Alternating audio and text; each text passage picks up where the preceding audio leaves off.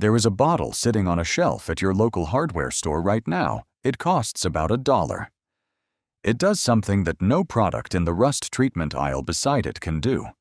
Not the $18 spray cans, not the $60 primers with the clinical-sounding names. Not the contractor systems that pull up in a van and leave you with an invoice that makes your stomach drop. What this bottle does is chemically impossible to replicate with any of those products. Because what those products do is cover rust. What this bottle does is end it permanently. Not by dissolving it, not by sealing it under a layer of paint, by reaching into the molecular structure of iron oxide and rearranging its atoms into a completely different compound, something dense and dark and crystalline that grips the underlying steel not through adhesion, but through chemistry. The United States Navy figured this out in 1942 and immediately locked down the application protocols. Not because the process was hazardous to handle, because the performance was so decisive that it gave American forces a logistical edge over every adversary who had not learned it yet. Every infantry rifle coming off the production floor, every fitting on every destroyer hull, every component on every aircraft that had to hold together through salt spray and jungle rot and Arctic freeze, all of it went through this process. All of it cost pennies per unit to treat. The coatings industry has been generating over $200 billion a year globally ever since. And for every one of those years, the people running that industry have had exactly one reason to make sure you never hear what the Navy was doing. A treatment that holds permanently is a product you buy once. That is not a revenue stream. That is the end of one. This is the story of phosphoric acid conversion chemistry. How 4 separate civilizations on 4 separate continents arrived at the same discovery without any contact with each other. How a Detroit kitchen experimenter turned it into a wartime contract that outlasted him by decades.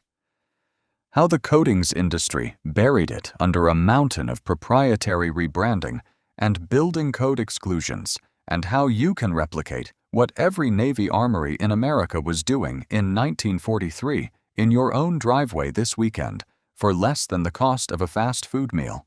Subscribe before we continue. Because the algorithm handles channels like this one exactly the way the coatings industry handles chemistry like this. It makes sure nobody finds it.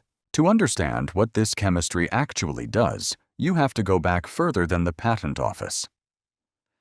Further than any laboratory, the story of iron meeting phosphoric acid does not begin with a scientist.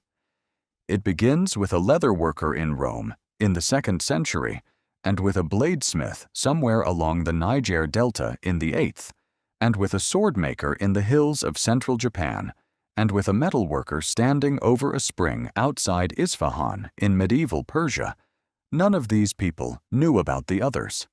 None of them shared a language, a trade route, or a tradition of knowledge. What they shared was iron, and the habit of paying close attention to what iron does when it comes into prolonged contact with certain acidic compounds. The Roman leatherworkers were tanners. They filled large stone vessels with liquid pressed from crushed oak bark and soaked animal hides in it for days at a time. The iron tools that workers reached into those vats every day came back out with something the other tools in the workshop did not have. The surface had gone dark and dense. In a damp workshop where untreated iron went orange within days, those tools held for months.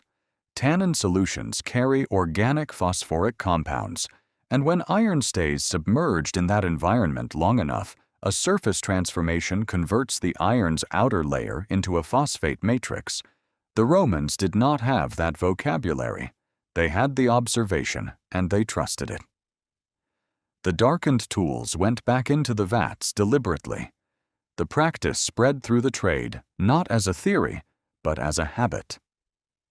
Do it this way. Those last longer. West African metalworking traditions reached the same conclusion from an entirely different direction. the ironworking cultures of the Niger and Congo basins developed elaborate finishing protocols for blades and agricultural tools over centuries of experimentation. After a piece came out of the forge, smiths washed the finished metal in solutions derived from fermented fruit, pressed bark, and certain root extracts treated as closely guarded trade knowledge.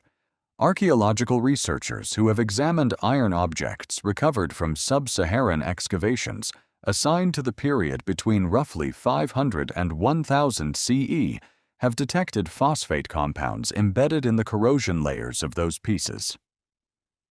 The organic acids in those plant washes initiated a genuine surface conversion, not a cosmetic patina, but a chemical transformation of the iron's outer layer. These smiths had no awareness of Roman tannery practices. They arrived at the same chemistry because they were watching the same physical phenomenon: treated iron outlasted untreated iron. The process got refined, passed down, and embedded in the craft. In Japan, the intersection of acidic mineral compounds and iron developed within sword-making, which by the Heian period had become the most technically exacting metalworking tradition anywhere in the world. Before final polishing and tempering, swordsmiths applied carefully chosen clay slurries to blade surfaces in specific patterns. The clay compositions were selected from particular volcanic deposits whose mineral content had been evaluated and refined over generations. Japan's volcanic geology concentrates phosphoric mineral compounds in certain soil types leached from the geothermal formations beneath them. When the slurry dried on the blade and the blade went into the fire, the phosphoric minerals reacted with the iron surface and created a thin conversion layer that contributed both to the blade's corrosion characteristics and to the distinctive visual patterning along the temper line. The smiths had no chemical framework for why the clay from one hillside performed differently from clay taken a mile away. They knew the hillside. They kept going back to it. The Persian case is the one where the observation was written down explicitly. Metalworking records from the Isfahan region describe leaving finished iron goods to rest in certain mineral springs before sale or use. The writers noted that iron treated this way came out hardened on the surface, darkened and resistant to corrosion in ways that iron stored elsewhere was not. The springs near Isfahan draw from geological formations rich in dissolved phosphate minerals. The groundwater was doing to that iron exactly what the Roman tannin solutions were doing, exactly what the West African plant washes were doing, and exactly what the Japanese volcanic clay was doing. 4 independent contact events between iron and phosphoric acid chemistry. The same surface transformation observed by people who had no explanation for the mechanism and did not need one. The result told them everything they needed to know. That is not coincidence. That is convergent discovery. The chemistry does not care who runs the experiment. It simply produces its result every time the conditions are met. The formal record arrived in 1869 when a British inventor named William Alexander Ross filed the first documented patent for a deliberate iron phosphating process. Ross was not recording an incidental observation.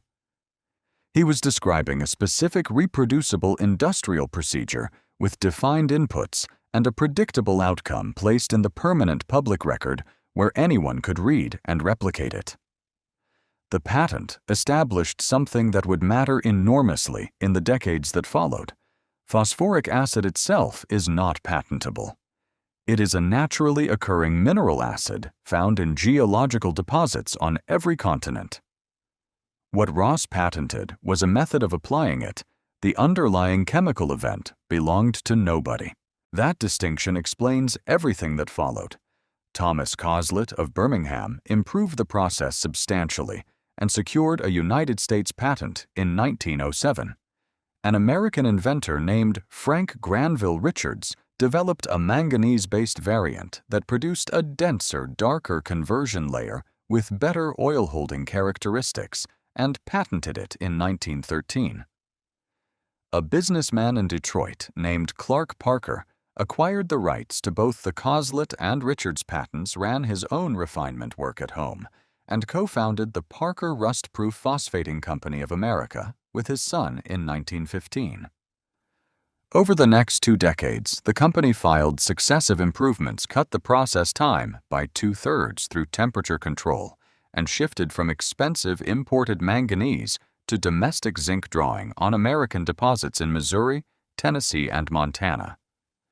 By 1941, they had introduced additives that cut per-batch energy costs by close to 40%. The cost to treat a single rifle barrel dropped to 3 cents. Those are the numbers a wartime procurement officer points to when authorizing industrial-scale adoption.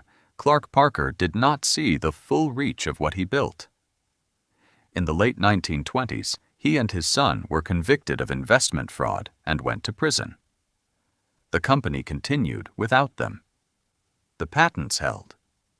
The chemistry remained indifferent to the biography of the people who held title to it. What happened in 1942 is the part that changes how you think about every product sitting on the rust treatment shelf at your hardware store.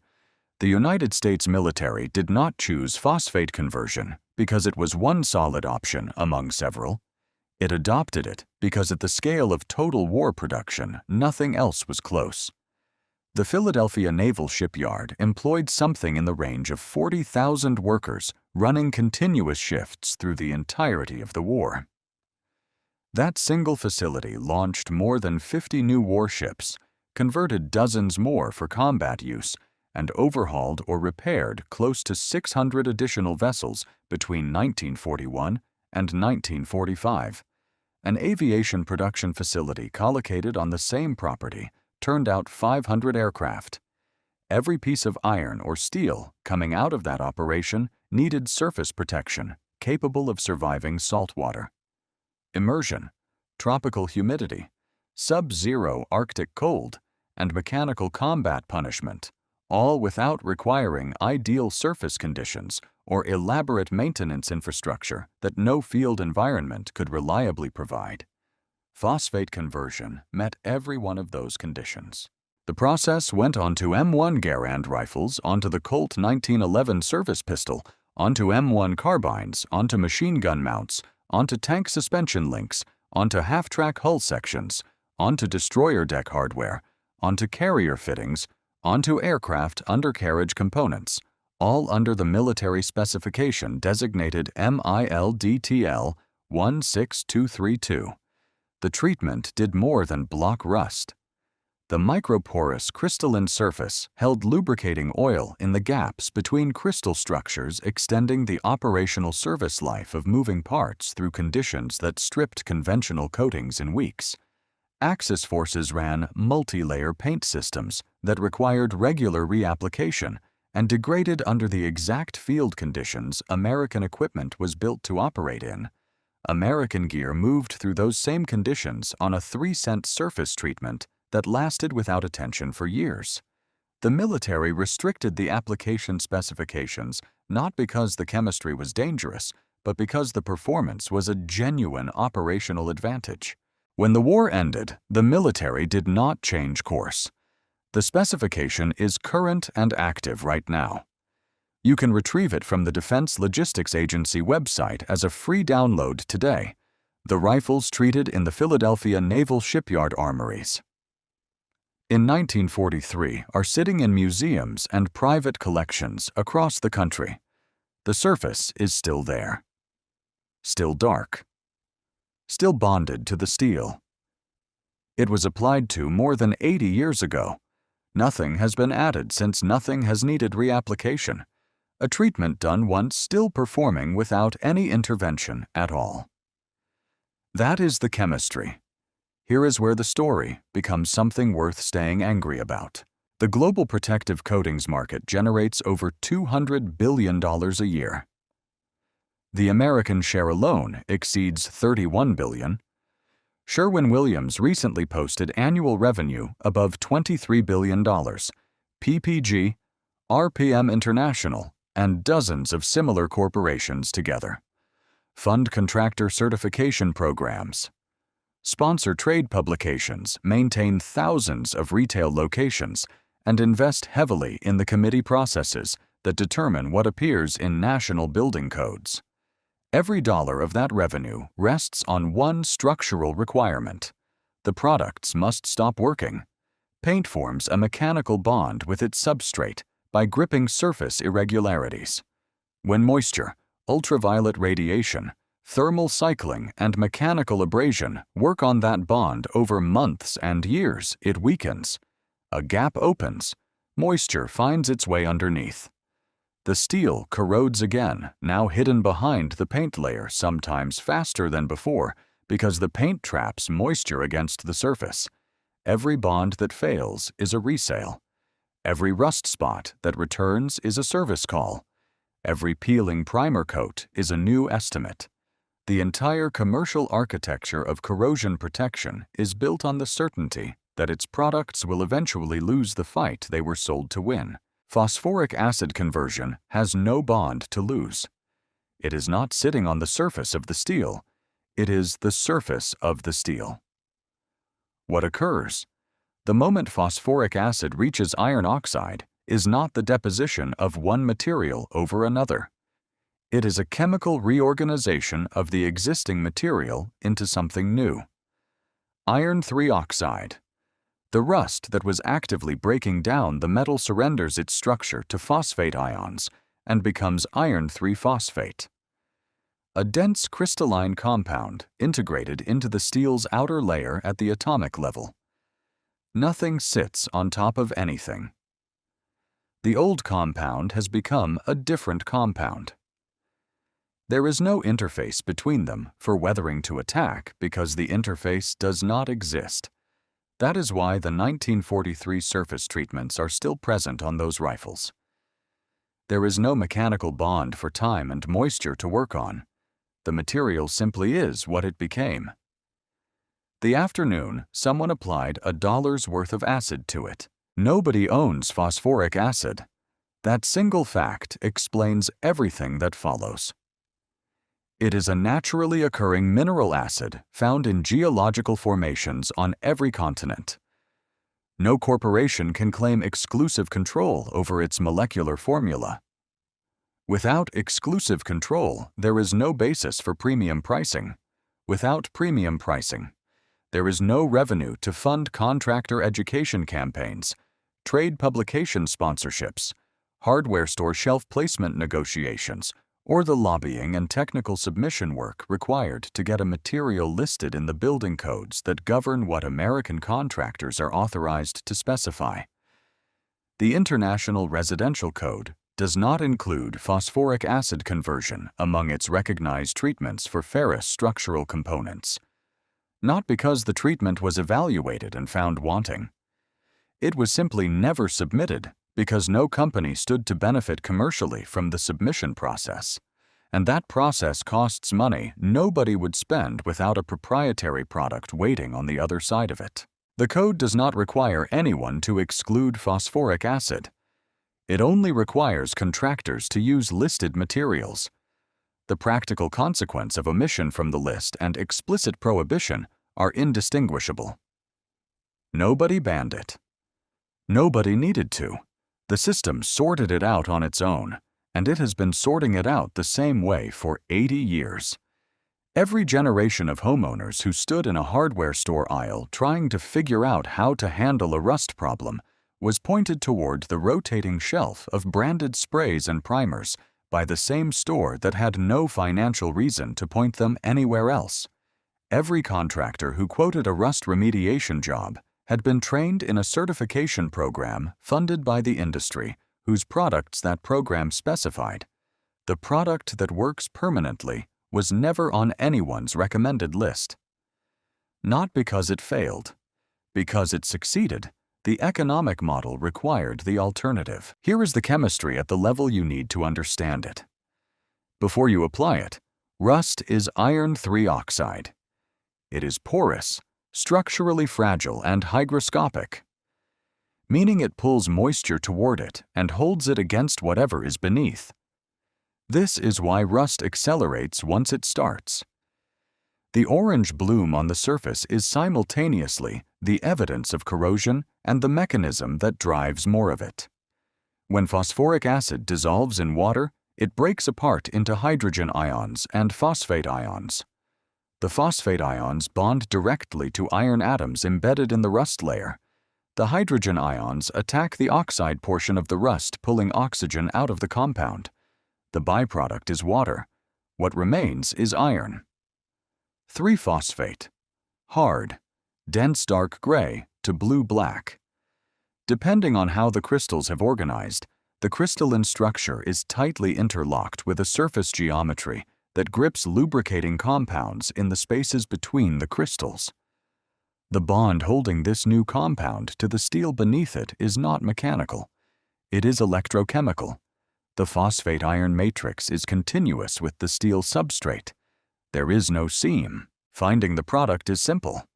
Walk into any hardware store or farm supply and go to the concrete prep section or the cleaning products aisle. Look for a liquid listing phosphoric acid as its primary active ingredient at a concentration between 10 and 30%. The most common brand name is OSPHO. It is also sold generically as rust converter or concrete etcher. A single quart costs between $4 and $8 and will cover more surface area than most homeowners will treat in a single project. Preparation is where this process differs from every paint-based rust treatment, and the difference saves you most of the labor. Every conventional primer requires bare metal, wire wheels, angle grinders, chemical strippers, hours of mechanical work just to get back to a surface the primer can bond to. Half the cost of professional rust remediation is this step alone. Phosphoric acid reverses that equation completely. Knock off any rust that falls away when you tap the surface. Everything else, the rust still adhered to the steel. The orange layer that does not move when you push on it. Leave it. That layer is exactly what the acid needs. It has no use for bare steel. Apply the solution with a brush or a sprayer working in sections. Keep each section wet. The reaction requires sustained contact with the iron oxide. If sections begin drying before the transformation finishes, wet them again and keep going. Within the first quarter hour, the surface will begin to shift. The orange moves toward gray, then deeper, then progressively toward a dark blue-black over 20 to 30 minutes. Press the tip of your finger against an area that has been reacting for 20 minutes. The surface that was chalky and crumbling will have become hard and fine-grained, like the surface of dense stone. That surface is your corrosion barrier now, not a film laid over the steel. The steel itself reorganized. Once the color change is complete, leave the surface entirely alone. No rinsing, no touching, nothing applied on top. 2 hours minimum before the next step. The crystalline structure continues developing after the visible change completes. Interfering during this window leaves the conversion incomplete in ways that are not visible but will matter later. The crystal structures forming across the surface need time to fully mesh together and anchor to the steel beneath. Give them that time. Run a second application after the first has fully cured. The initial treatment handles most of the visible oxide layer. A second pass reaches iron oxide, hiding in weld seams, inside pit corrosion, and in microscopic voids. The first treatment could not fully saturate. After it cures, put on whatever finish makes sense: primer, paint, penetrating oil, wax, or leave it bare. The conversion layer on its own significantly outlasts any top coat you could put over bare or primed steel. Total material cost to treat a truck undercarriage, a set of cast iron fence panels, a farm gate, or the structural steel brackets in an aging outbuilding is under $5. A contractor doing the same job with proprietary products bills $800 to $2,000. The molecular reaction is identical. The price difference is the markup on the label. One safety note and one honest limitation: phosphoric acid will damage skin and eyes on contact, gloves and eye protection, ventilation if you're working indoors. Keep it off. Aluminum, copper, brass, and galvanized surfaces. The chemistry that protects iron damages non-ferrous metals. And this is a surface treatment, not a penetrating one. On surfaces subject to ongoing water flow, the phosphate layer can be gradually dissolved over time because the acid that formed it is water-soluble. Fix the water problem first. The chemistry protects what stays dry. Now stand in front of something rusted. It does not matter what it is. A bench vise that has been sitting in the corner of a garage since the 1980s. A tractor hitch caked orange from a decade in the field. The underside of a trailer frame that has spent 30 winters on a gravel lot. A gate hinge that was hung before you were born and has not been touched since. The rust on its surface is iron 3 oxide. Pick at the edge of it. Feel how it powders under your fingernail, how it crumbles rather than holds. That is the material actively consuming the steel beneath it, pulling iron atoms out of the base metal and converting them into a form that cannot carry structural load. The steel is getting thinner right now, sitting there while the rust that is eating it holds moisture against it and makes the process run faster. Set a bottle of phosphoric acid solution beside it. That bottle costs $4. The rust has been working for decades. Within 30 minutes of application, the compound that was destroying the metal will have become the compound protecting it, not as a metaphor. As a chemical fact that will remain true for as long as the steel beneath it exists. The Roman tannery workers in the 2nd century understood this result without the language to explain it. The West African smiths understood it. The Japanese blade makers understood it. The Persian metal workers, who kept returning to the springs near Isfahan, understood it. None of them had the mechanism. All of them had the outcome. The dark surface holds. The United States military understood it well enough to run it across an entire war's worth of production. Every firearm, every gun mount, every axle, every hull fitting, every aircraft fastener produced at peak capacity went through this process. The specification they used is still an active document in the Defense Logistics Agency catalog. The surfaces treated in 1943 are still on those rifles in the museum cases. The chemistry has not changed. The physics has not changed. The only thing that shifted when the war ended was who was allowed to benefit from the knowledge. A $200 billion industry made a calculation. A treatment that is permanent, unpatentable, and costs under $1 has no place in a business model built on recurring purchases, so the knowledge was not suppressed with a law or a public vote. It was quietly starved of the things it needed to reach you. No marketing budget because there is no proprietary product to fund one. No contractor training because no certification program had a revenue motive to build one. No building code listing because the submission process costs money nobody with a financial stake had reason to spend. The hardware store shelves filled with branded products that wear off because the companies that make things that wear off are the same companies that pay for shelf space. Nobody prohibited phosphoric acid. They simply made sure you had no particular reason to go looking for it. The paper trail establishing this chemistry runs from 1869 to this afternoon. William Alexander Ross, Thomas Coslett, Frank Granville Richards, Clark Parker, the Parker Rust Proof. Phosphating Company of America, MILD, TL16232. Every document is publicly accessible. The military specification is a free download. The product that applies it is on a shelf within driving distance of wherever you are right now. The rifles from 1943 are in the display cases. The surface treatment applied in a single afternoon more than 80 years ago is still bonded to the steel beneath them. One application. One afternoon. The entire service life of the weapon, the entire span of museum display without a dollar spent on reapplication, because the chemistry that was done permanently. That is what the industry needed you to forget. That is what you now know.